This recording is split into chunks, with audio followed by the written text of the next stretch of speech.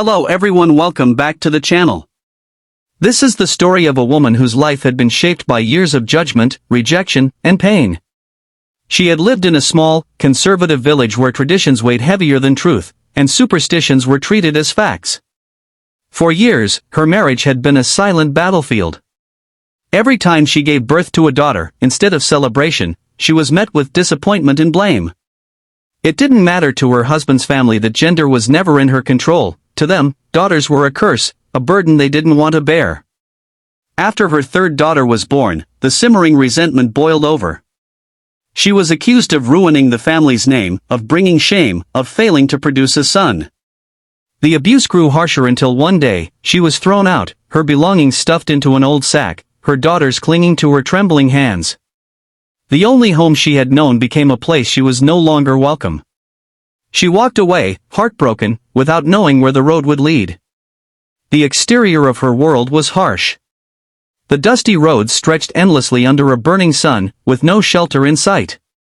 Her clothes were worn and torn, telling the story of long days of labor and neglect.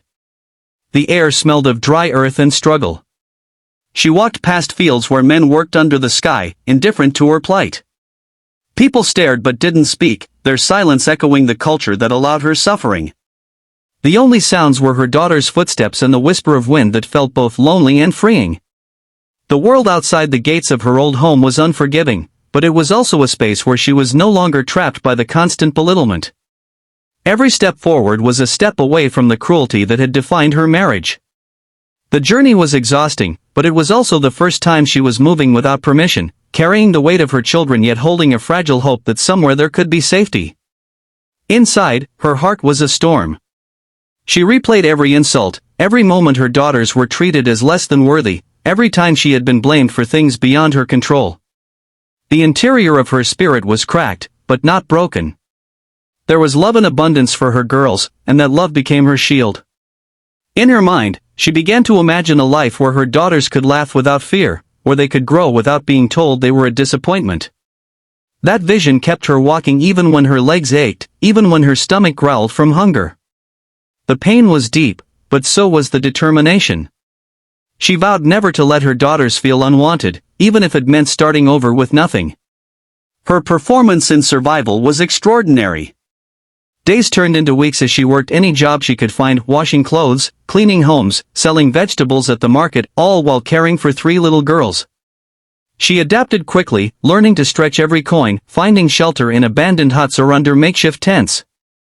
The woman who had once been told she couldn't do anything without a man now proved herself capable of everything. Her ability to endure hardship was unmatched. She had to be mother, protector, and provider all at once. She learned to read people, to avoid danger, to see small opportunities that might bring food to the table. The more she endured, the stronger she became, even though life offered no guarantees. Safety was always at the forefront of her mind. Every place she stayed was carefully chosen, somewhere with visibility but not too exposed, somewhere she could hear footsteps approaching before it was too late. She kept her daughters close, never letting them wander far. She taught them which strangers to avoid, how to stay quiet in tense situations, and how to run if they sensed trouble.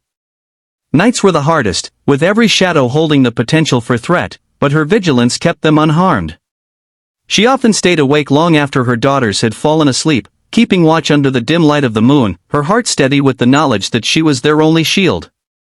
Even in her most exhausted moments, she refused to let her guard down. Her unique selling points as a person were not things she would have boasted about before, but life had revealed them. She was fiercely resilient, endlessly resourceful, and deeply compassionate. She had an unwavering belief in the worth of her daughters, refusing to see them as less simply because they were girls. She carried herself with quiet dignity despite the circumstances, earning the respect of those who took the time to notice her efforts. These traits did not go unnoticed forever. One day, while she was working at the marketplace, a man, a stranger to her, saw her struggling to lift a heavy basket. He offered to help, and in that brief exchange, something shifted. Over time, their paths crossed again and again. He listened when she spoke, something her husband had never done. He respected her daughters, greeting them with warmth instead of scorn. He was not from her village, his views were shaped by different experiences, by a life that valued kindness over control.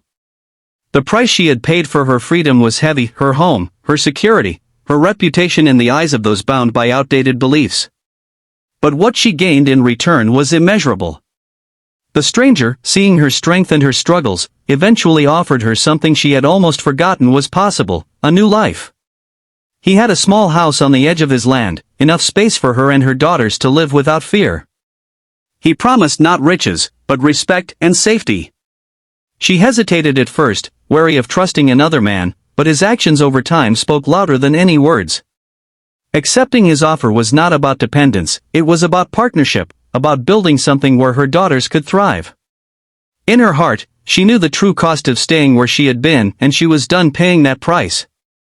The conclusion to her journey was not a fairy tale in the traditional sense, but it was a victory. She found herself in a place where she could plant flowers instead of just surviving in the dust. Her daughters went to school, their laughter ringing through the air without fear of punishment. She worked alongside the stranger, who never treated her as less, never diminished her voice. She had walked away with nothing but her children and a will to survive, and now she stood in a life that she had chosen, not one forced upon her. It was proof that even after the deepest betrayals, there can be a way forward, and sometimes, the kindness of a stranger can change everything.